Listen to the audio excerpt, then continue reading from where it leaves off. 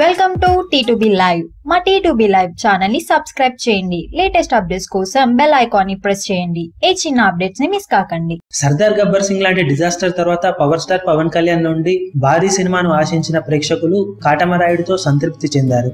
Cinema తొలి ఆటకే hit టాగును తెచ్చుకొని box office దగ్గర తొలి వీకెండ్ లో మంచి వసూళ్లను కురిపించింది. కానీ తర్వాత అనూహ్యంగా స్లో అయిన కాటమరాయుడు వీకెండ్ లోను వీక్ మధ్యలో వచ్చే హాలిడేస్ లోనే బాగా పర్ఫామ్ చేశాడు. కాగా మొత్తం మీద ఇప్పుడు 72 కోట్ల వసూలు కురిపించి బాక్సాఫీస్ పరుగును ఆపిన కాటమరాయుడు ఓవరాల్ గా చూసుకుంటే 87 కోట్ల ప్రీ రిలీజ్ బిజినెస్ ను అందుకోలేక ఫ్లాప్ గా మిగిలిపోయింది. కాగా సినిమా 2 తెలుగు రాష్ట్రాల్లో మాత్రం కొన్న బయ్యర్లందరికీ ఎంతో కొంత లాభాలు తెచ్చిందంటున్నారు ట్రేడ్ విశ్లేషకులు. సినిమా 2 తెలుగు రాష్ట్రాల్లో 54.20 కోట్ల ప్రీ రిలీజ్ బిజినెస్ ను చేయగా టోటల్ రన్ లో 54.68 కోట్ల షేర్ ని వసూలు చేసింది. అంటే 2 తెలుగు రాష్ట్రాల్లో సినిమా ఆల్మోస్ట్ బ్రేక్ ఈవెన్ అయినట్లే అంటున్నారు ట్రేడ్ విశ్లేషకులు. కానీ సినిమాకు కర్ణాటక, ఓవర్సీస్ ఇతర ఏరియాల్లో వచ్చిన నష్టం కూడా టోటల్ గా యాడ్ అవ్వడంతో ఓవరాల్ గా సినిమా ఫ్లాప్ అయింది. కానీ 2 తెలుగు రాష్ట్రాల్లో సినిమా అస్సలు ఫ్లాప్ కాదని, అనుకున్న విధంగానే పర్ఫామ్ చేసిందని ట్రేడ్ విశ్లేషకులు చెబుతున్నారు. మరింత కంటెంట్ తో పవన్ కళ్యాణ్ వచ్చి ఉంటే సినిమా మరో స్థాయిలో ఉండేదని అభిప్రాయపడుతున్నారు.